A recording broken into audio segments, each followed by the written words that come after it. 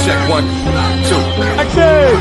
Tell these rappers I'm outside, get them start acting up. Like turning hoes to housewives and cleaning the ratchet up. Do it off from boom bap to melody rap. If they gon' put you in the box, then you might as well pack it up. Bars having bars, no cap, I'm Attica, you a precinct. How y'all competing when y'all just decent? Your rhyme efficiency's like logic simplicity. Don't tell me how much that you black, cause I don't see it. That's it. Welcome to precinct. When we stand on the finals, bring that same energy, nigga.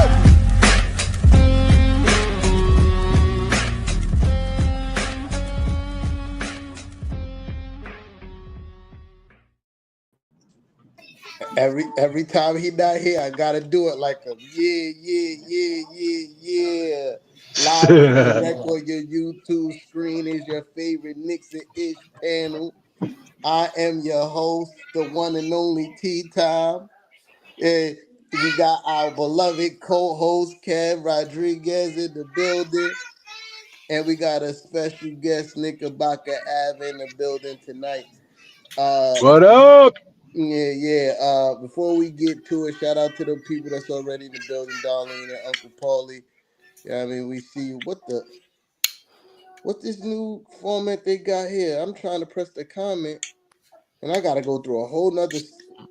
There you go. Yep, I can see it. There's a whole new step you gotta do now. Like you just can't press the comment and it pop up. Oh wow. Yeah, that's wild. Yeah, Uncle Paulie in the building. Pause. What up? Police in the building. Pause police. Yo, it's crazy. Like, cause you got to go through a whole new step now. That's wild. Yeah, I don't like that. I don't like that. But what was the score? What's the final totals again? It was 121 to 105, I think it was. Let me see. That sounds right. Yep, 121, 105. Yep. Yeah, so boom. It was a lot to a little. Right. So, the Knicks beat the Hawks tonight. You said 121 to 105. Right. Behind Cat had 30 and 10 tonight, right? 30. Yep. Yeah, behind Cat's 30 and 10, which is his 19th of the season. And I forgot how much OG had, but he had a good game too. OG had 24. 24, 4 assists, 4 rebounds, one steal, 3 blocks. Yeah, that's fire. Yeah, I mean, I guess I started off since I'm already talking, but yeah, the Knicks do what we were supposed to do tonight. Yeah, I mean that's what we're supposed to do. Even minus JB, the Hawks are absolutely dirt. It goes along with the stream of things that's been going on, how we've been playing. A lot of ball movement, a lot of body movement. Pause. And sharing the basketball. Kev, what was the total assist? We had 30. Let me tell you right now. 32. 32 total assists. Yeah, I mean, shout out to Sis. I mean, Yeah, that's her stat. Yeah, I mean, Thanks. And it was just good basketball on both ends of the court. Relax. It was good basketball on both ends of the court. Yeah, I mean, it was in the beginning. We started off a little slow defensively. Yeah, I mean, we gave up some quick points early, but we definitely locked in and turned up the defense, and we ran away with the game. It was good to see Campaign back. Yeah, I mean, and things starting to go in the right direction as far as health wise. But I will be disappointed to see the long right kid, go back to being a role player. I love the way he's been playing these last few games, and tonight was no exception. You know what I mean? Like, he played really good basketball tonight, defensively, and giving us since he's been in the starting lineup, an average of like 9 point something points a game. I can't remember what the dot is, but If it's over 5, we could say 10. Uh, and that's tough. You know what I mean? Shooting like 50% from the field, 36 from no, he's shooting like 48% from the field, 36 from 3-point range. Yeah, I would be sad to see him go to the bench, but tonight we did what we exactly supposed to do. Trey Young tried to get hot, and we put a chilling. What my man Clyde said, we put a chilling on his thrill. You know what I mean? Uh, and that was good. And the important part is we let none of the other guys go off tonight. You know what I mean? Nobody had that exceptional night that usually happens, with the Knicks, with some random decides that he wants to have the game of his life. And that's why we got that big lead. We was leading by 30 at some point in the game.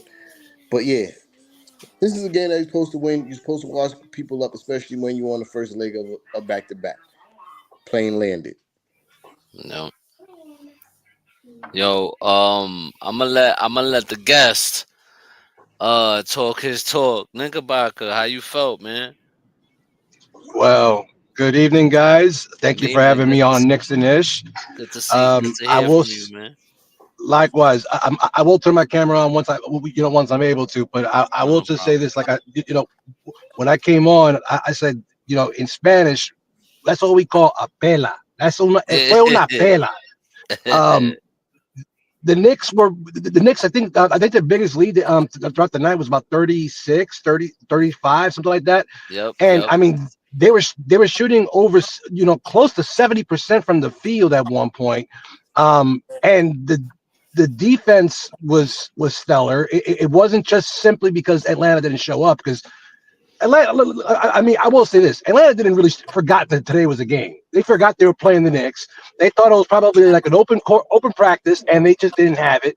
And then on top of that, you had OG, you had Mikal, you had DeLon Wright, you had campaign come back, and you had even Karl-Anthony Towns all locking it down on defense. And then you had Precious Achua, doing his thing. I mean, the Knicks right now, with JB being out, their bench is starting to show, why you should put a little bit more respect on them, and than we probably have been. How many people have, been giving them? They were saying that, oh, the Tibbs plays the game, the stars too much. You're not getting a lot of bench production. Well, now you're getting that production. Delon Wright, Campaign, Landry Shamet, those three guys are showing you that they can hold it down, and they can spell Jalen Brunson and a Deuce McBride on any given night. Just in time for the playoffs. Maybe this will just, will help facilitate Coach Thibodeau from trusting his backcourt a little bit more, to that bench. And I mean, I'm gonna just say this: Josh Hart. I mean, there's not much more I can say about him. I mean, I love me some Josh Hart. They keep letting you open, dog. You keep fucking shooting them. You keep hitting them. Let it drop, my nigga. I mean, it's just been like, Yeah. if you're not gonna respect this man behind the line, Josh Hart, you keep on shooting it. I mean, and I mean, yeah. If it's not dropping, it's not dropping. But on the most nights, when it is dropping, and they're not giving you that respect, you shoot them in the eye, and make it pay. Make them pay. Make them respect you. And that's all I got to say. I mean, Cat played a pretty good game. From pretty clean. Not a lot of silly fouls. I liked how the defense was rotating. I love how they were playing the switch, and I just loved how they were able to kind of keep Trey Young from feeling any kind of comfort. They kept giving him different looks on defense, and they got the job done.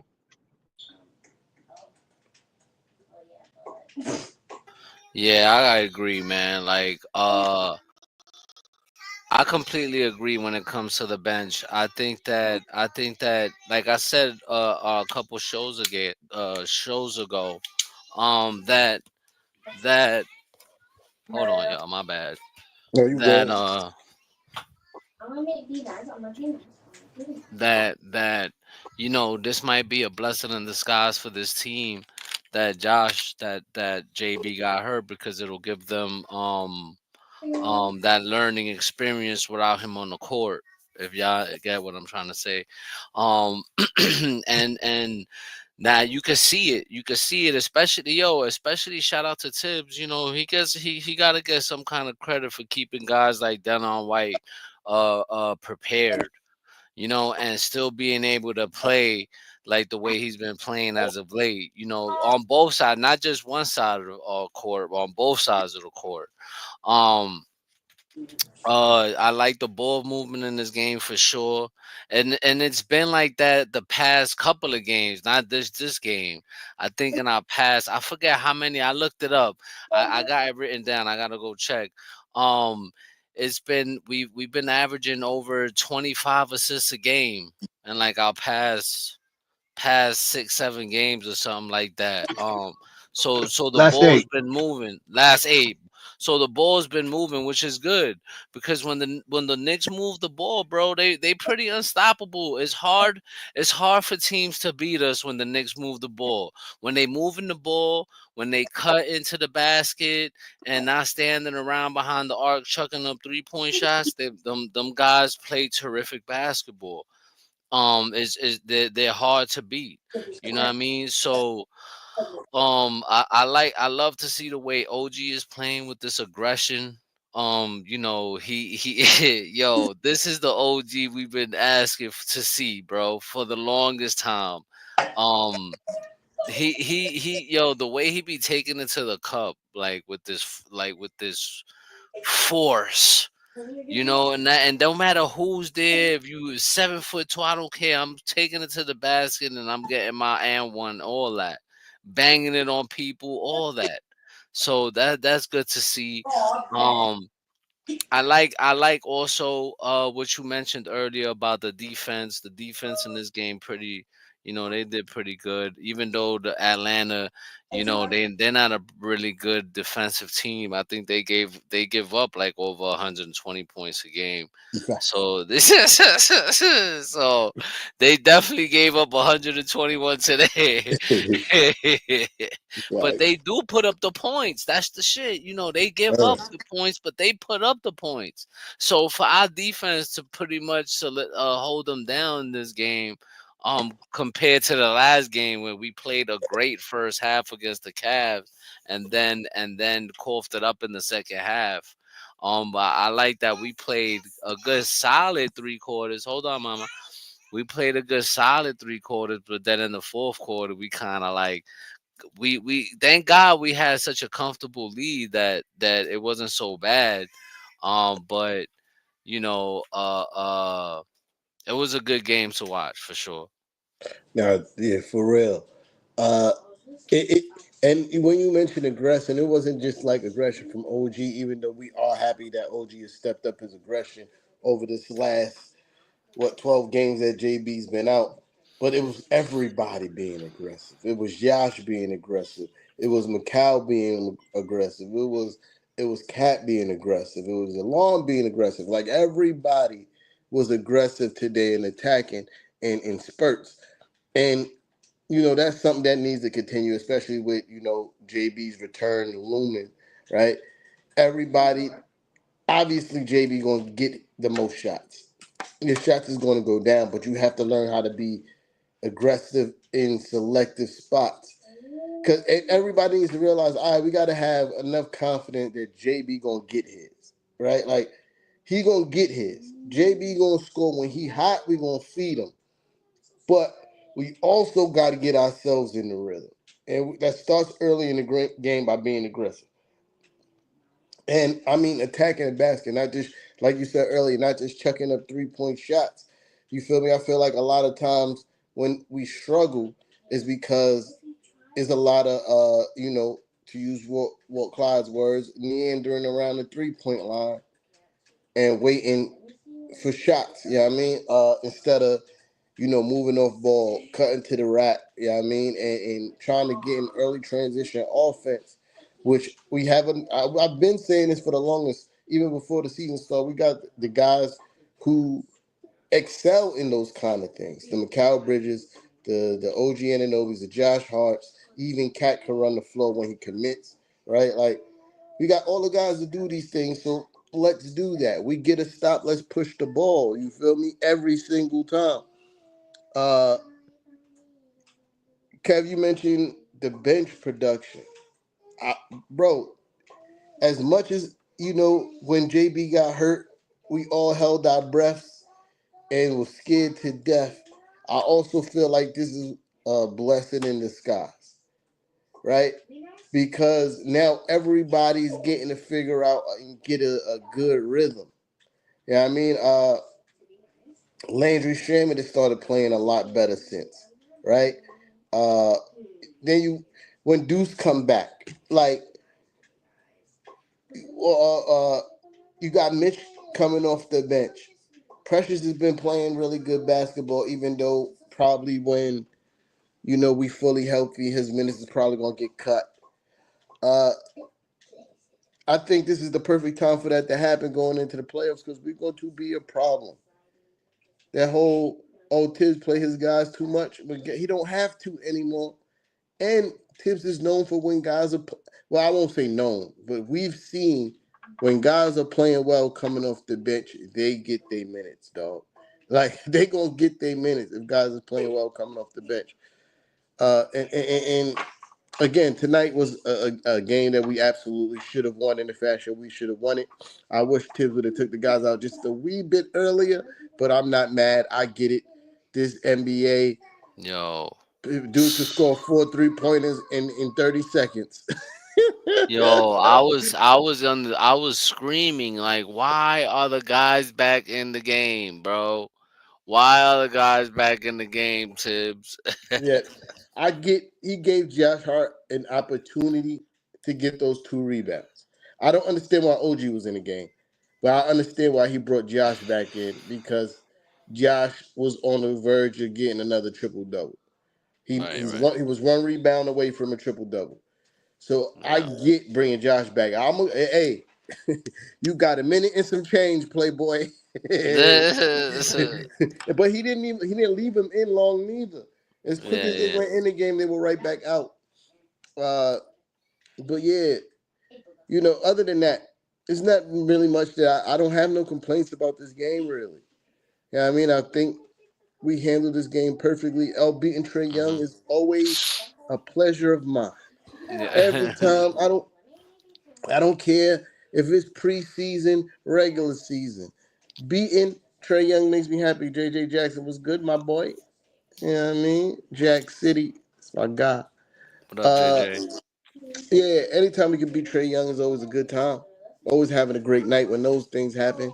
And now officially, he is 7-17 against the Knicks. I'm gonna do it every time from now on. So just so we could erase the narrative of he quote unquote owning the Knicks.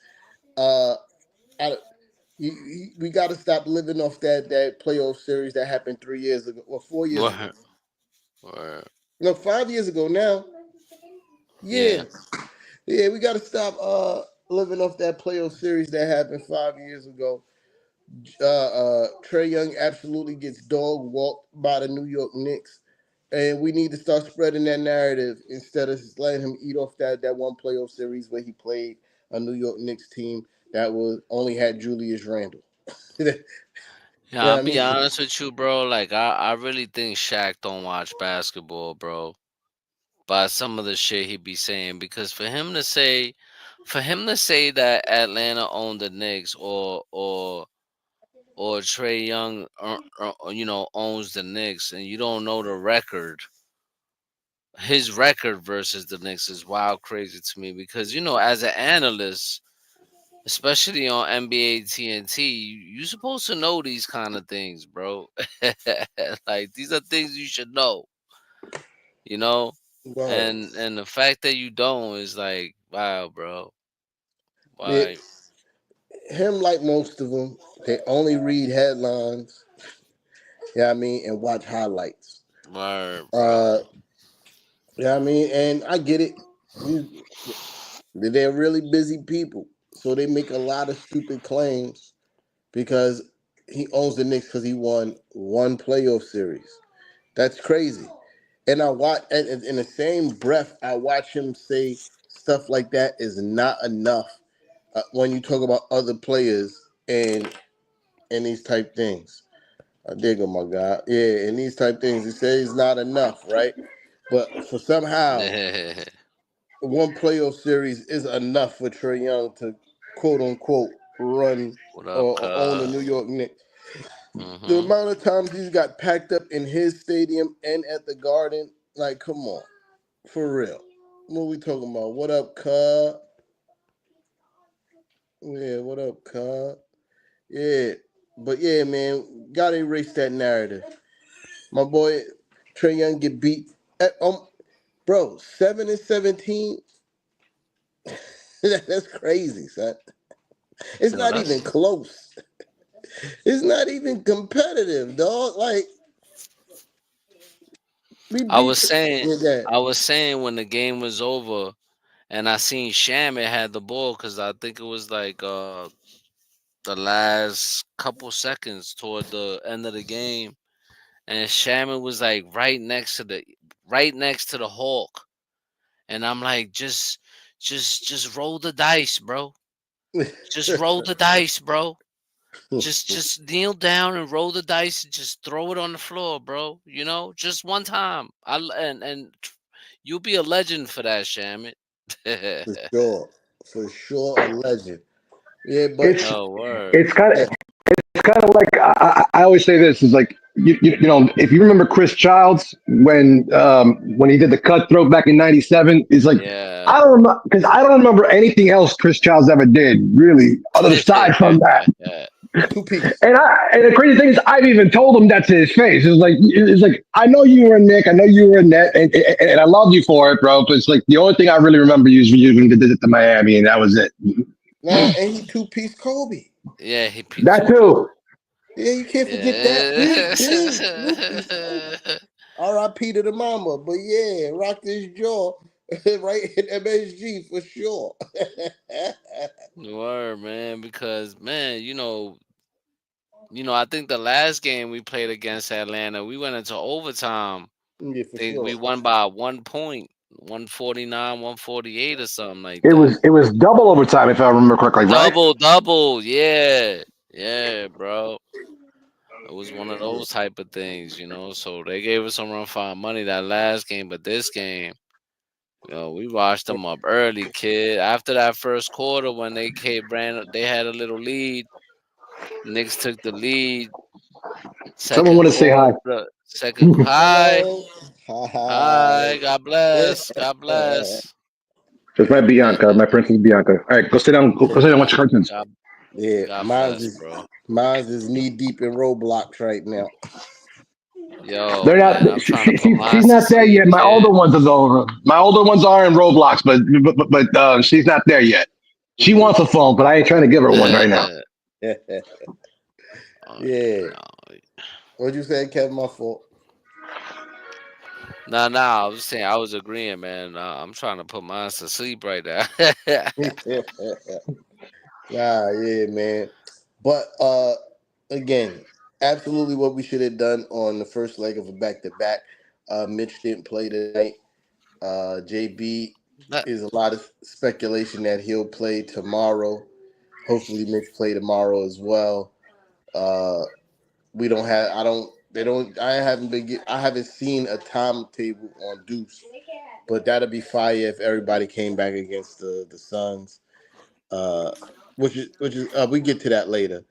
But moving right along, Carmelo Anthony to the Hall of Fame. My question is, do we retire his number?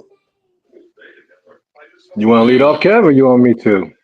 Nah, you can lead off, bro. Go ahead. All right. Personally, I feel that they should. I feel that Carmelo Anthony, he's one of the great Knicks. He's not the greatest Knick of all time, obviously. That's up for debate between Walt and Patrick. But Yeah, he was yeah, man. he was a great Knick, and Yeah. for the 7 8 years that he was here, he held it down for the most part. And I mean, would it have been nice if we won more? Sure. But you can't blame him completely for that. I think that you know, that maybe if circumstances were different, then maybe we look at Carmelo Anthony differently. But I personally feel that number seven should be retired in his honor. And what's odd about it is that number seven has yet to be worn since Carmelo left. So I feel that the Knicks are probably just working that into fruition in the upcoming time. I know a lot of people don't like it because of the circumstances of how he got here, and of course the circumstances of how he left, and of course the time that he was here. But I personally feel that if you were an icon of the team, and for a long time he was, um, you retire it. You honor that. And besides, I mean, the Knicks organization don't retire that many numbers anyway. So it's the last one they retired was Patrick. That was a long time. But Yo, that was. Yeah. Yeah. Nah.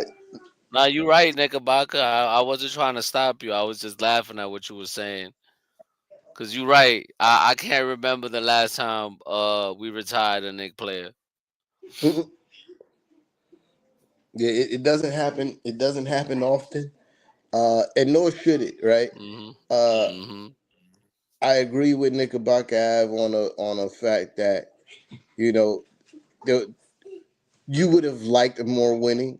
Yeah, I mean, but Mhm. a lot of that is not Melo's fault. Uh, he played on some very deplorable teams, dog. The amount of talent that was surrounded Yeah. by Melo in his tenure as a New York Knick was It was absolutely terrible. disgusting. Uh, so you can't really hold that against him, because everybody know when is a team sport. You need some superstars, but you do need a team to surround them, right? Uh, Mhm. I think, especially since knowing that there's a super dilemma in Denver with the number 15, which I think is disgusting that they allowed uh, Jokic to wear the number 15. So most likely his jersey is not going to be retired in Denver. I don't see how Denver rightfully could do that with how great Jokic is and he's a champion, right? So Mhm. I can't see them taking that away from him, right? Uh, well, you don't necessarily have to. I mean, there is precedent, especially here in New York, where a number can be retired twice. I mean, with the Yankees, you have Yogi and Bill Dickey. All both of them retired number eight. So, is it possible for them to do that? Well, there's the precedent, but yeah, I agree with you 100%. If you ever had the intention of honoring and retiring Carmelo Anthony's number, you would have done everything you could to protect that number 15 and told Jokic when you drafted him or whenever you signed him, hey, either change it to 51 or a different number. yeah, But um, yeah. So the good news is that his number is retired at Syracuse, but yeah, and it looks like the Knicks will also follow suit, but that's about it. well, still rain to be seen to follow suit. And I saw somebody said it was a person that was against, you know, Carmelo's number being retired, and one of their chief things was like, what has he done? We haven't retired Allen Houston's number, and here's my retort to that: Allen Houston's not a Hall of Famer. That's the big difference. Love Houston for sure. Yeah, I mean, love Houston, but he's not a Hall of Famer, and that's where the difference lies. Yeah, I mean, What's and funny though is that a lot of people will say the same thing about why haven't Bernard King's number not been retired? Why isn't Charles Oakley's? Why Anthony Mason? Why not this guy? Why not that guy? I mean, you can run the gambit of the whole all these guys, and I'm saying like this: they're not Carmelo Anthony either. Carmelo Anthony, scoring champion, three-time gold medalist, how many time All Star? I mean, first but NBA, second NBA, everything. Come on. Bernard King is the only person you probably could put in that breath, right? But but even still, Bernard King was here for like what, 2 seasons? Like 2, 3 seasons. He wasn't here long. Yeah, I can't remember. I gotta check. Yeah, Bernard King had if memory serves me correctly, he had a short stint with the Knicks. So that's number one. Melo was here for like what, 5, 7 years? Yeah. 4. 7, 8.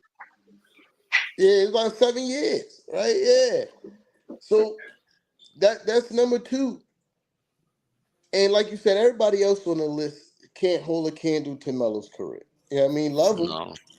Love him, but they not the same caliber. They not the same caliber as number 7. You know what I mean? And it'll be absolutely disgusting if the Knicks organization don't retire his number. Yeah, I mean, I get it. Some fans will be like, "Oh, he ain't do enough." I hear you, but while he was here, he didn't sell a short. You know what I mean? He Word. for the time, even though we were losing most of the time, you were locked in every night because you knew what we had a chance to win. Why? Because we got Carmelo Anthony. It was that simple. The team wasn't that great, but you tuned in like we got a chance. We got Carmelo every night. Mhm. Yeah, I mean, I know for sure I was. I was like, damn. Yeah, I know we 20 and 40 right now, but we got a chance. We got Melo. And the And it's a crazy thing, shame. and Go ahead, bro. Go ahead, bro.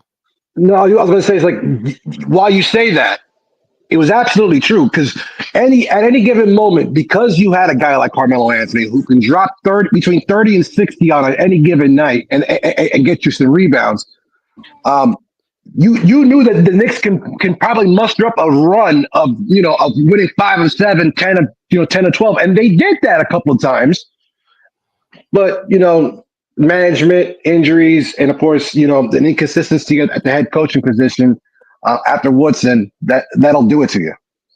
Yeah, Yeah, yeah, when a owner like and with a president like Phil Jackson, who really, I don't think he was able to take that coaching ability. Like how they say, oh, he was great at coaching, but maybe he could put a team together. That didn't work out too well at yeah, all. I think he was yeah. horrible at that. He was super horrible at it. Yeah, Uh, horrible. He was and he atrocious. and I blame him. I blame him about a good 75% of the reason why the Knicks were never really that good under with Melo. Uh, especially after he got here, we just got progressively worse. Uh, hmm and that goes with him. He was making a lot of bad decisions. But again, Melo, congratulations on the Hall of Fame for sure. Thank you for the memories. I for sure remember that 62-point game. That was crazy. Yeah, I mean, oh, we all remember the Chicago game when he came and knocked down 3 Oh, back to yo, back that to was give us a crazy. W. For sure, we remember those things. Yeah, I mean, and though Melo may not be a champion, this is something they could never take away from him. He's immortalized as one of the greatest players to ever play the sport of basketball. And shout out to him. Hopefully one day soon, we could see his we could be on TV watching him raise the number 7 to the Raptors. Yeah, I mean, and then go out there and kick whoever ass is in our way that night. For sure. Uh, I got something else I wanted to talk about. I saw something. Okay. I saw something. It was a clip from Stephen A's podcast, and I know me talking about him is kind of silly, but it's just stuff like this that irks my nerves, right? So the question was asked to Stephen A, I guess via like the tweets and stuff like that. Uh, and it was like, is there any sports moment in NBA history would you change the outcome the any basketball game that you would change the outcome of uh and not meaning just like not just because of the impact of the game but what it may mean to a player's legacy also, like it was a compound question, right? Like not just because of what the game means but what all it would also mean to what that player's legacy. Uh, and without hesitation, he said Game 7 of Cleveland versus the Warriors when Cleveland won a championship in Cleveland. Now, I get it. He got a rivalry with LeBron, Oh man. but can't ain't no self-respecting Knicks fan is going to pick that. No. No, how you not say that change the outcome? How about the finger roll game? Or even better Hold, this. hold Even on, I'm better not done this. with Cam. Game 7 of the 1994 NBA Finals when John Starks went I was two for just about to say that. 17. I was Thank just you. about to say Thank that. you. I was Thank you. just about to say that Thank you. Thank for you. sure. Jesus But Christ. like I and this is why like when he talked about the Knicks and oh my Knicks, I'd be like, yo, this is Cap. He's doing this for clicks and ratings because you can't tell me you a Knicks fan and then be like, that's your answer to that question because mine immediately when he before he finished reading the question, I said, "Oh, the finger roll game." That's the first thing that popped into my mind because I remember Yo. sitting there watching that game. Right, '94. I was still wild young. Right, didn't really have a good grasp on the game of basketball yet. So I didn't understand how bad John Starks played in that game. But now that I'm older, I get it. But I remember watching, sitting there at the TV. Oh, he got the steal. He got the steal. We about to. Oh, no. No. My heart He sunk didn't. that day. And then everybody looking around the room like, yo, what just happened? Right? So, yeah, for you to call yourself a Knicks fan and almost instinctively, like he didn't even hesitate. That was the answer. And he running down when LeBron hitting threes and getting a block on Iguodala and Draymond being suspended in the series. I'm like, the whole time I'm sitting there like, yo, but I thought you said you was a Knicks fan. Yo, that dude is like the biggest fraud of all Nick fans, bro. And he exposes himself time and time and time and time again, bro. That's why something like that doesn't surprise me. Because any real Nick fan, any Nick fan, I mean, don't get me wrong, the Patrick Ewing shit, yeah, that's definitely one that hurt. But nothing hurt more than that final game, bro. Yeah. Nothing hurt more than that finals game, bro. And John Starks missing all them threes. Like Jesus Christ, you had so many options on the bench that you could have played, but you still kept playing him. I would love to take that game back. In a heartbeat, I'd take that game back. So, Rolando but at the end of Backman, Greg yo, Anthony, Hubert Davis, Derek Harper. Derek Harper, like you had options, bro. You had fucking options. And but I'm not surprised by Stephen A. Smith and what he's saying, bro. He's a big time clickbaiter. Even with the Knicks, he used them for clicks, bro. Hey, He cares more about don't be his happy. narrative than he care and being right than the Knicks actually winning. For sure. I'm going to say this: Stephen A. Smith. Um, I don't doubt that he was ever a Knicks fan. I'm sure that growing up in Hollis, if that's where he really was from, that he was a Knicks fan. But Stephen A. Smith is the diehard fan of Stephen A. Smith. For sure. He's a Right, fan of himself. And there's right. nothing wrong with that. There's absolutely nothing wrong with that. But sometimes it does irk me when I hear the diehard Nick talk, and then you go into it, like Kev says, all you care about is your narrative and making sure that that your point gets across and that people follow that and then react to that. That's Hmm. why a lot of the times I have just completely tuned him out. But then there are times where something's interesting, like his is now beef with LeBron is it's kind of funny if you really think about it. But Yeah. Stephen A. Smith, you just only look at him. If you're a Knicks fan, I'm not saying you have to love him. I'm not saying you have to hate him. I'm just saying remember that he's a personality. It's like pro wrestling. He plays a character that he has to sell a show, and a narrative so that way people will continue to give him money to stand in front of a camera and do his job. Mm-hmm. Yeah. Don't take everything he says for to heart.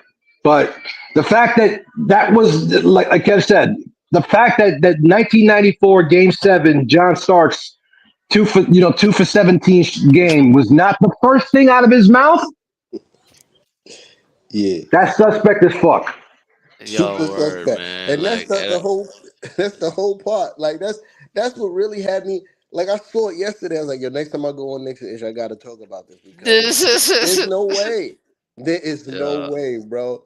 Like I wish I could upload the video, but I can't do it from my phone. But yeah, And and he talk a good one because he talk all tough, right? He talk all tough. Like he said something crazy to LeBron, but bro, we all saw you. You was humble as a whistle, I know what he bro. said. He said, if you would have put his hands on me, I would have swung on him, no question. And that's what he said. I That's what don't he believe said. that for a second. Yo, listen, gang. Yo, I don't believe that for a fucking second. listen. Even though Oh, Stephen A. Smith man. is way taller than me, right? But still, I pride myself on not being scared of nobody. That man is 6'8", Listen, 250 something. You who you gonna swing on who? yo, bro, I don't know if y'all seen. I don't know if y'all seen that clip of him sparring in his crib or whatever that Yeah, was. I Oh seen that shit. And I'm like, my man, my guy, bro. Like, if LeBron even push you, you flying across the chairs, bro. yeah. Like Word. if LeBron pushes you, you're flying 2 rows over, three, maybe possibly a third row, bro. Chill out. There's there's a lot of guys in this world and a lot of guys in this league that you just look at them and you give them a whole lot of leave alone. All Yeah. right, LeBron James. I'm not saying he's the toughest man in the world, but as T. Tom just said, the dude is 6'8" and 285 of pure muscle. Yeah. Nah, I'm good. the only way I'm stepping up to LeBron is if I'm strapped. That's just how it is. Facts. Facts. Yeah. Word, Nah, that's but a fact. he's that was hilarious, and that whole saga is hilarious and sad at the same time. I get it, people tuned in the drama, but I also just want to hear about basketball. You know what I mean? Like I can't watch every game, so I look to these sports shows to keep me abreast of what's happening in the basketball world. And to me, I feel like they do a poor job at that now because it's more about the antics versus uh the The actual sport. game of basketball. Like it's been a few times I missed like literal runs. Like teams been on like runs, like, and I'd be like, I have to hear it from somewhere else. I'd be like, yo, I was just watching First Take and I ain't hear nothing about this. Like I ain't hear nothing about this. Like it needs to be more basketball talk and less about the antics, bro. Like Stephen A. Smith been talking about LeBron for the last month and some change now about off the court stuff. It's not even basketball stuff. You know what I And mean? now And they're talking about the John Morant shit with the gun, and I'm like, come on, who gives a fuck? bro, Yo, listen, but word. listen, you know what I think, bro? I think that this world is becoming, how you call it, too sensitive, bro. Yeah, Way too sensitive, bro. Everything is a bother. You can't celebrate in sports no more. You get a 15-yard penalty in football, excessive celebrating in football. If you, it's ridiculous, bro. They're ruining the sport. They're making it soft. You gotta like everybody. Like I remember back in the '90s, basketball players weren't friends. Maybe off the court, but while on the court, niggas wasn't friendly with each other. I'm There was sure. no dapping up and hugging and this and that like that. Like it was like, all right, yo, good game, peace, and I see you the next game. You know what I mean? But Back in the day, Patrick Ewing and Charles Oakley and guys like that, they would say it like this. I think it's quoted in either Charles Oakley's book or from Blood in the Garden. From the first whistle to the last whistle, If they not wearing the same color jersey as you, they are the enemy. Now after Right. that is what it's whatever. If you want to go out to dinner after that, you want to invite the dude over to your house and whatnot. You want to that's beyond you. But from I, the first whistle to the last whistle, if they not wearing the same color jersey, they the enemy. I think it was open And because yeah, Jordan openly talked about how Charles Oakley was one of his closest friends, but when he was on the court, he used to try to kill him. Yo, and Charles Barkley too. Charles Barkley too. Him and Yeah, Charles Barkley were like brothers. yeah. But on the court, Even though Jordan came into the league at the latter stage of Magic's career, they was very close too. And if you watch Jordan play Magic, they used to talk to each other crazy. yeah. the shit that they would say to each other. I mean, a little disclosure. I used to work for Upper Deck Company, and we actually did an autograph signing with Michael Jordan. And Michael Jordan took a break after signing a bunch of autographs and stuff. Like jerseys, photos, basketballs and whatnot. And he went outside to go smoke a cigar. And the shit that this man would speak, the things that this man would say, you would think that he hated this person. No, it's one of his bestest friends. He was talking shit about Charles Barkley. He was talking shit about Shaq. He was talking shit about Kobe. He was talking shit about all these guys, and they're supposedly his friends. And I'm like, Michael Jordan is one of the greatest shit talkers in the world, and the Yo, only person, he and I know this for a fact, but the only person that's ever got under Michael Jordan's skin is the greatest of them all. Our number one villain from the '90s to even to this day, number 31 for the Indiana Pacers, Reggie Miller. Reggie Miller. Yeah, but yeah, man, yeah. What we was talking about again? We was talking about Stephen A. Smith and the bullshit, Stephen A. right? Smith Yeah, bullshit. right, yeah. Yeah. Stephen A. But yeah, yeah, Uh, yeah. yeah, man, he's corny. He's corny. Uh, Not a real fan. for sure Nah, not. he's not. He's not.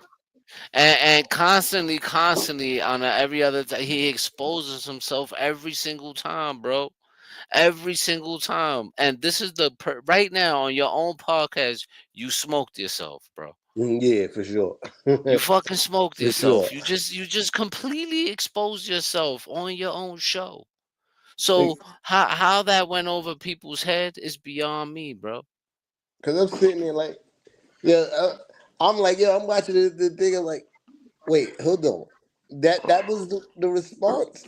I thought you was a Knicks fan, homie. Like, what we Yo, doing? word up, man. Like Yeah, to this day is still that's something that San Antonio series and the '99. finals you getting heard? gentlemen swept by them. Yeah, Like but who But they we, wants said to get we won a gentlemen game. swept? but Yeah. in all fairness, they said a single game, right? Yeah, right. Yeah, single Okay. game. You'd have to Yeah, we change were that whole outmatched in that series. series. You'd have to change that whole series for sure. You know what I mean? Yeah, you have to unbreak Patrick's arm. You have to Yeah, unbreak Larry's back, and you're like, yeah, nah. Now, I mean, I think anybody within our generation, would gladly say Game 7 of the 1994 NBA Finals against Houston. If you pick another one, I'd love to hear it. Besides the finger roll, in '95. But aside from that, what maybe the fight with Miami? I don't in '97 or '96. Yeah, I mean, that's like the only other ones I can think of. Aside yeah, from that, I mean, you have to change seasons, players, coaches, management, ownership. You have to change the garden yeah. again. You have to do a whole bunch of things to fix that. But if you had to change one game, it would be, without a doubt, Game 7, the 1994 NBA Finals when John Yeah, Stark. man. yeah. Telling you. His thank you, LeBron James. Because whatever you did, you kindly exposed his fanhood and he exposed himself to the world. So I'm a, I'm LeBron a, I'm James is a, I'm living gonna have rent to free in appreciate. Stephen A's head right now. That's what it Right. is. No, LeBron James is living rent free. and listen, like, everybody's upset, like at LeBron and stuff, and like, yo, bro, like I understand why LeBron acted the way he did. And I ain't mad at him, bro. That's his son. At the end of the day, you know, uh it's one thing to talk about the kid on a basketball standpoint, but then you want to be personal too. Yeah, for sure. And that's something that I think that's what really triggered him. And I think that would trigger any father. Yeah, You know what I but yo, mean? Like any yeah. yeah, and it's like you said, is the personal stuff. You know what I mean? And I really feel like Bronny don't get reported on fairly. You know what I mean? Because of who his dad is, right? Mhm. Uh, any other 55th pick in NBA history would have been they would have been praised for how well they've been progressing so far, right? Like there would be no question. 55th pick, he's smoking the G League. He's smoking the G League. He had a 15-point game not too long ago, even though he was getting smoked and it was in garbage minutes, but he's the 55th pick.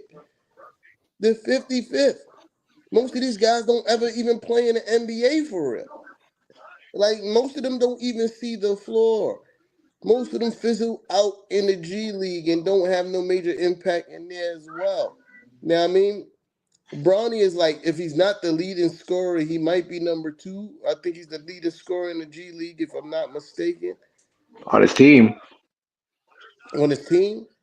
And he Yeah. averaging like 27 or some shit like that in the G League. Something crazy. Yeah, I think so, but I think, but if I remember correctly, T.J. Warren from the Westchester Knicks was Right. actually was one of the leading scorers. Yeah. To me, he don't really count. That dude played in the NBA forever. Right? But yeah, But but look, to my I point, will say this. I will say this: the manner of how Bronny got into the league obviously is nepotism, but at the same time, that was back in the draft. That was a while ago. That was back in June. We're now in going. We're in the middle of what, April, and we're still yeah, talking about nepotism. For fuck's sake, Stephen I A. Come on, know. get over it. bro. But Right, right. Move on. even It's with baseball nepotism, season right? already. Even with the nepotism thing, we're talking about the 55th pick. We're not talking like he Right. was drafted as a lotto. We're talking about a number where most guys don't even play.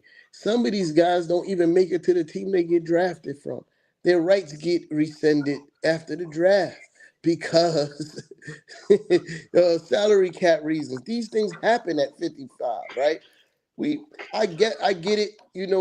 Bronny's college numbers wasn't great, but you also got to factor in the fact that this dude just came back from cardiac arrest. He came back from cardiac arrest, and any other.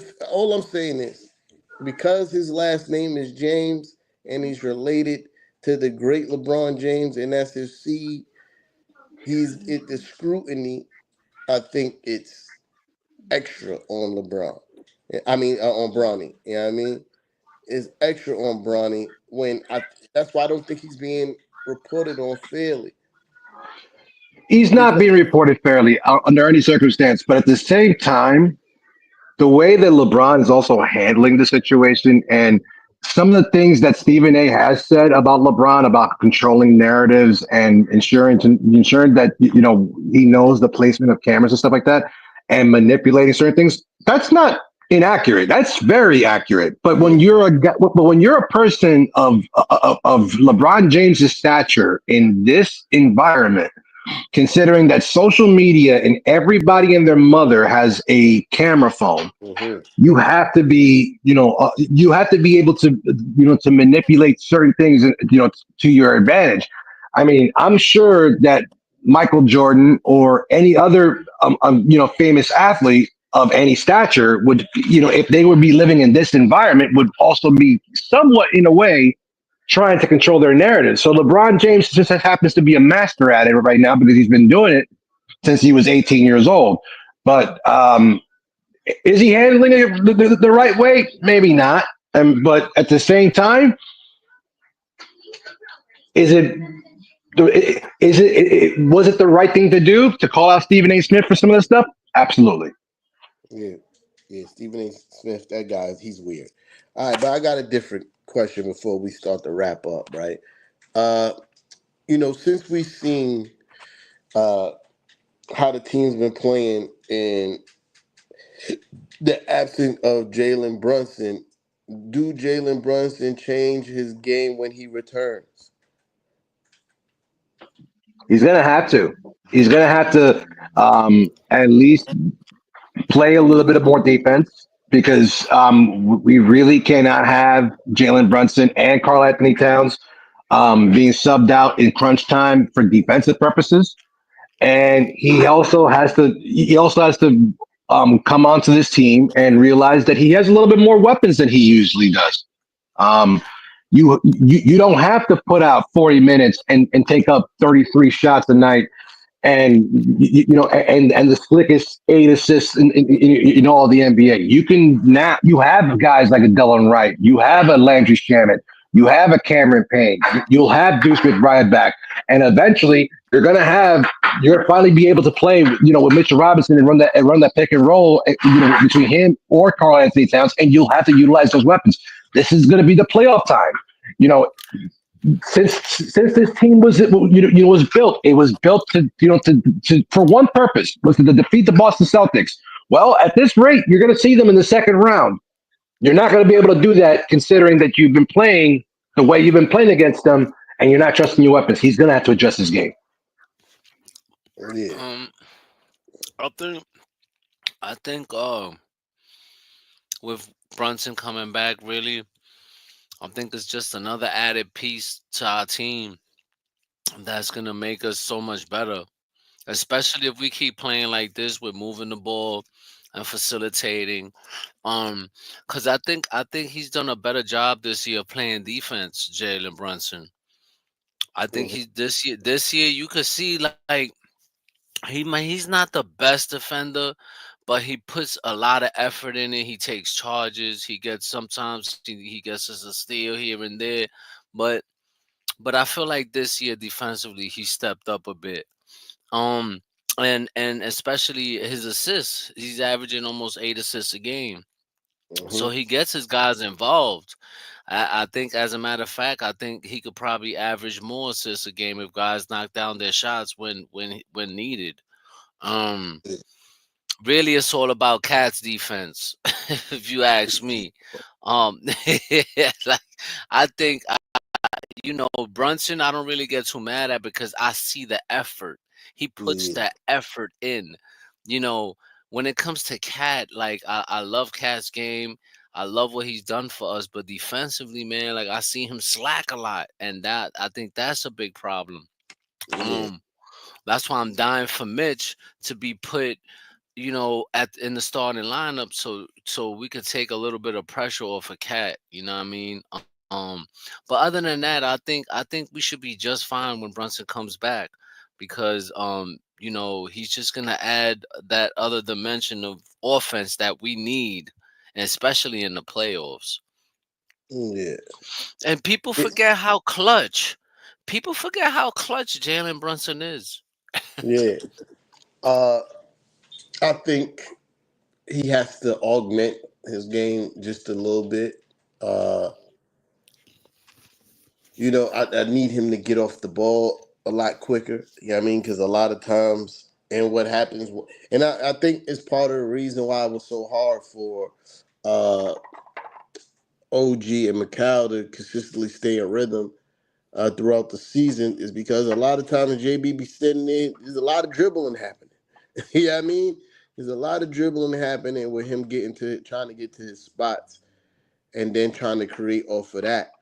Uh, and in turn, to be guys just standing there watching them, waiting to catch the ball on the wings or the elbows. Uh, Definitely need to get off the ball a lot sooner. Yeah, I mean, I think what will also help him to not have to take as many shots is when he's coming off I don't know like the technical term for some of these screens and stuff. Yeah, I mean, but like when when he's running around the perimeter and they screening him and he catch the ball on on the wing, right? Making quick decisions with the basketball, attack or pass the rock, right? Don't stop. Start dribbling again. Now we got 10 seconds of you busting dribble moves. You know what I mean? And then everybody else is just standing there and somebody left with the hot potato. What we have been seeing in his absence is us getting into a lot offense a lot earlier and people continuing to move and the ball continues to move. That's what I want to see when JB come back. JB gonna get his buckets, bro. Like I have no doubt about that. But what needs to happen, especially in the playoffs, we got to get these other guys into a rhythm early. We need Mikal in rhythm throughout the game. We need OG in rhythm throughout the game. You know what I mean? Like that's important for us throughout these games because they're gonna double JB. We're gonna need Mikal to be ready in rhythm. We're gonna need OG to be ready in rhythm. But I will say this: it doesn't also just rely on JB changing his game. It relies on a lot of these guys to stay aggressive, even when JB comes back. You know what I mean? Because you can't go back to reverting to just watching and not moving. I do also agree that I do also think that if people are moving without the ball, JB's going to move the ball. You know what I mean? If you're standing there, he's going to up my time to shine. Right? It's my time to shine. But yeah, Right. I, I hope he does augment just a little bit because it's needed. The guys are playing really well.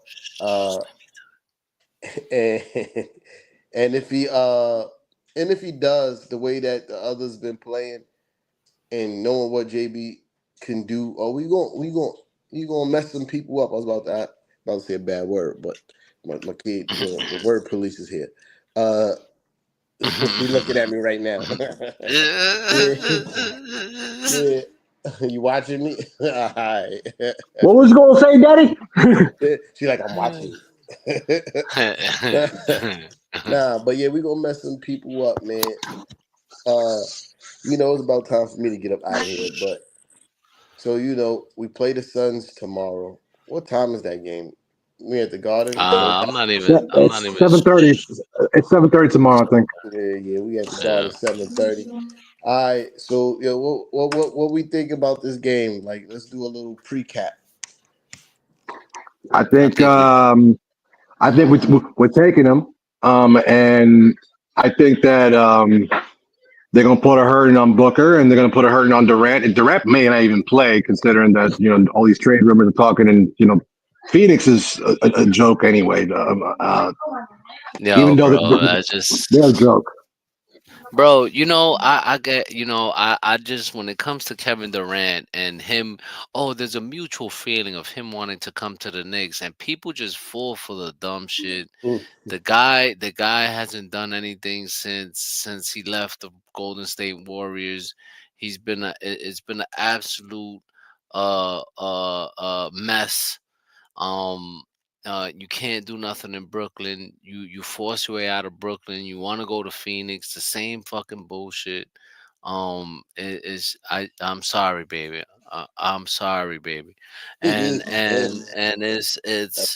it's a mess how people continue to want this man on our team. Like even now, he doesn't fit in the locker room anywhere he goes, but people still want him to come to the Knicks. I don't understand it, but either way, listen, I think we washed them up. As long as we play good defense, don't give up too many crazy 3 pointers. I think we should be able to handle these guys. Yeah, I agree. I think we went by a lot. The key to that is to getting off to another early start like we did against Cleveland, but you know, playing for 48. Yeah, I mean, I know back to backs are rough. This should be a little bit easier, being that the game ended at a reasonable time and Atlanta is not a long flight back to New York. Uh, they should get home at a reasonable time, be able to rest, yeah, I mean, and recover. Uh, Hmm. but yeah, we went by a lot. But Kev, to what you were saying about KD, this is the biggest part for me. You didn't want to pull up the first time. You had Right. opportunity to pull up. He didn't want to pull up.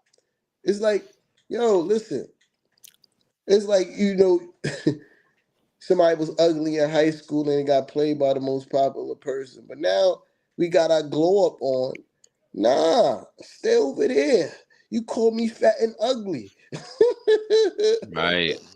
No, we were not cool. That's what he said. We weren't cool. So we're not cool. The Knicks ain't cool no more. He called us fat and ugly. You feel me? And now we all glowed up, 6-pack abs, good job, nice car. Nah. Stay over there. Word. Now that you fat and washed up, 4 kids, nah, stay over there. 3 different baby daddies. Yeah, stay over there. I don't want you no more. No more. That's fucked up. The feeling is not mutual anymore. Word. He been ran through like, forget it. He's an OnlyFans whore, bro. Oh. Yo, KD is 36 now. Something like that. 37, 36. I'm good. I'm good. I'm 36-year-old superstar that's gonna want that already getting mad money that we probably gonna have to trade the world to get. I'm good. I'm good. And coming up a season where he wasn't impacting winning. You feel me? Like, we good. I'm good. We're good. Stay over there, cripple. What I want to see is no matter what happens this in the postseason, I want to see us bring this team back together with a season of chemistry under their belt and build off of that. You know what I mean? That's what I want to see. But yeah, we're gonna wash those guys up tomorrow for sure. Hopefully JB will be back. And that's gonna be a welcome sight to see. Interested to see how he played with the with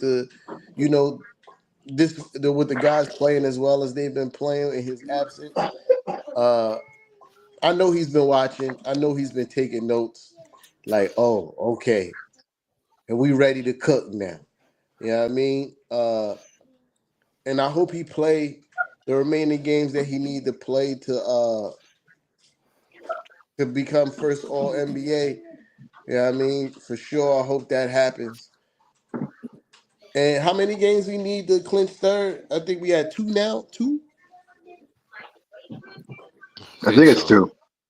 Yeah, 2 more games to clinch third. For sure. Let's do it. Let's lock up third. The way it's looking, we're going to be playing the Milwaukee Bucks. That's going to be a spanking. You know what I mean? Might be a gentleman's sweep if you ask me. But yeah, good stuff.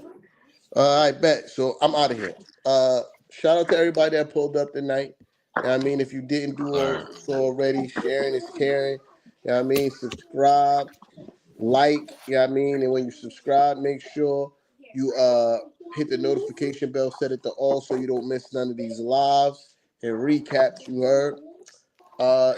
And go visit the Knicks N Ish Shopify. We got a few Cats Bodega tees left for purchase. So yeah, do that before it's gone forever. And we holler them off. Peace. Peace. Peace. Where's the cat? Hit the outro. Mic check 1, 2. Tell these rappers I'm outside, get them start acting up. Turning hoes to housewives and cleaning the ratchet up. Do it off from boom back to melody rap. If they gon' put you in the box, then you might as well pack it up. Bars having bars, no cap, I'm Attica, you a precinct. How y'all competing when y'all just decent? Your rhyme efficiency's like logic simplicity. Don't tell me how much that you black, cause I don't see it.